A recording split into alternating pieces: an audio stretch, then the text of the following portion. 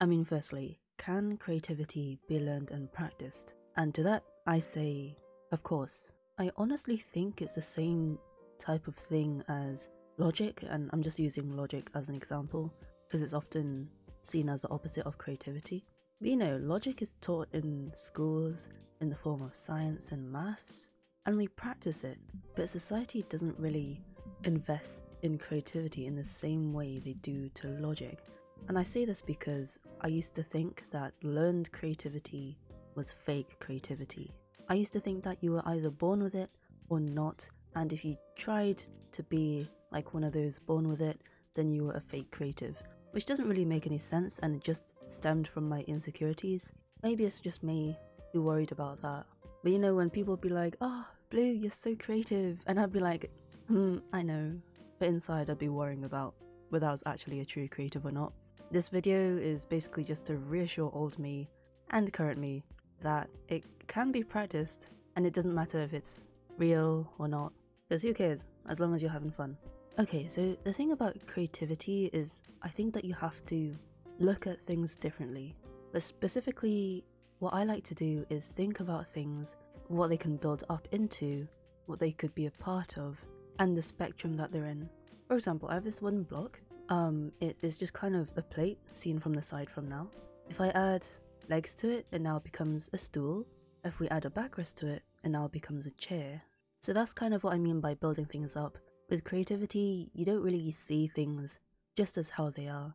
You kind of also think about the relationships surrounding what they are.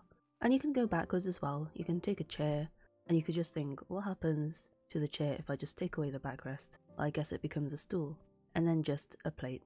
And when I think about being creative, I always go back to when I was a kid, because as a child, I was always intent on using a chair in every way other than how it was supposed to be used. Like, I would sit like this, or like this, or like pretend to be a turtle under it. And children are really good at not seeing things for what they actually are. Because they're kids, they're barely even human yet. They're just little creatures, They're still learning about the world. So their little minds aren't filled with how to use things practically, it's just how to use it at all. So I encourage you to look at things like that, like build them up in your head or break them down. And another exercise that you can do is firstly take a shape. And I say take a shape because creativity, to me anyway, is more easily practiced when you have a starting point or some kind of root to stem from. Like, you start somewhere and then the ideas boom. So it's a good idea to start with a shape and then draw out 3 or 4 different things that you can do with a shape. For example, this could be a fish. It can be as simple as that. Or it could be part of the waves that are on top of the fish. Or it could be a flag on a pole. Honestly, anything within the realm of something that's vaguely wavy, you can do with this line. I mean, flags, if you think about it, aren't even wavy. They just look like that when they're blowing in the wind. And what I mean by that is that you can change things and shapes based on circumstance, or you can make up your own circumstance entirely. And that's what being creative is about. Let me show you, for example, what I mean more clearly. Let's say I have this random shape that I'm starting with, and I can't think of anything that I can draw from this. I mean, in reality, I could draw a million things with this. Like, it could be an ice cream cone, it could be a diamond, like, there are a lot of things it could be. But let's just say, for example, that I don't know what it could be, but in my mind and my hand is kind of itching to draw a human face. So instead of rotating the canvas or the paper or trying to figure out how I can get a human face out of this, I'm just gonna make up my own world and say that this is what humans look like in this world. And they all have really triangular features. And this guy's name is Jimmy, and he's part of the world called Isosceles. And there's honestly nothing wrong with that. So what I'm trying to say is, while you can find a world where this shape fits into, you can also do the opposite and just construct a world to fit the shape that you're given. You can always flip the circumstances around if you want to. Of course, that probably won't work if you're trying to be realistic about it, but I mean, who cares? It's playtime, it's for funsies. Alright, this tip is for my fellow anxious people out there, especially the ones who just think too fast and can't seem to slow down. Have you ever just been talking to someone and then you say something and then you're like, wait, that was actually really smart? If you have, you know exactly what I'm talking about.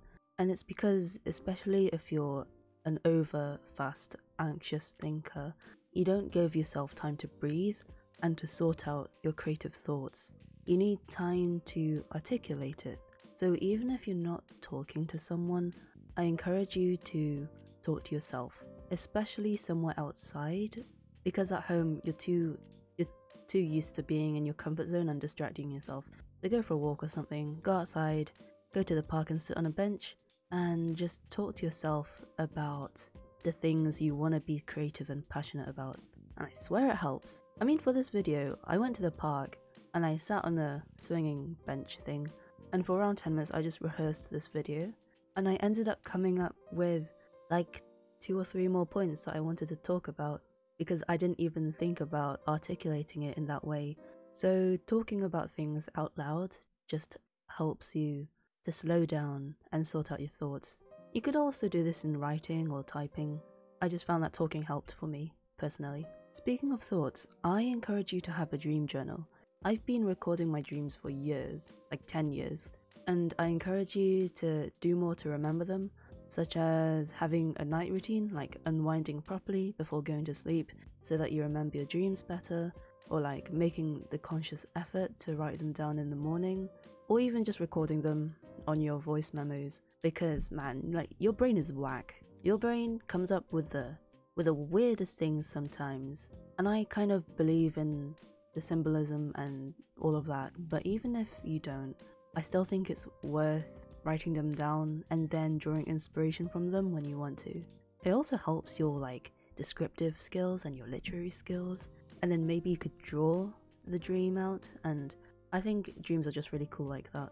And my final point is just some motivation for everyone.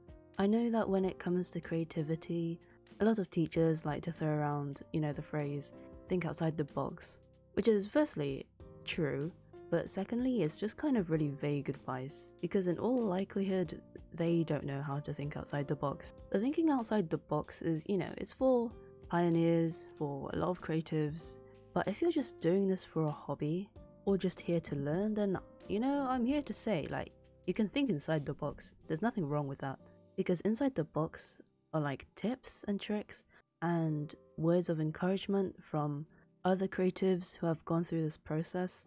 And I just think it's a waste of the tools inside that box if people are just telling you to think outside the box all the time, when that's such a broad expression. If you find some comfort from being inside a cozy box, go for it. If you like being outside the box, also go for it. Do whatever.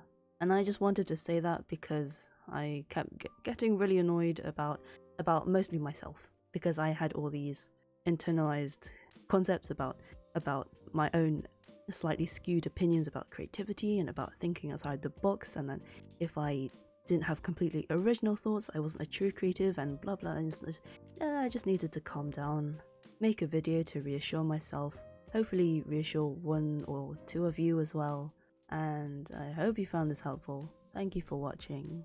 I'm Blue Hazel, and I also had laser eye surgery, that's why I'm not wearing glasses. It was really weird. They like laser cut open your eye and then like get some tweezers in there and then like take something out. So yeah, it was really weird. Anyway, sorry, that was TMI, that was gross. Thank you for watching, bye.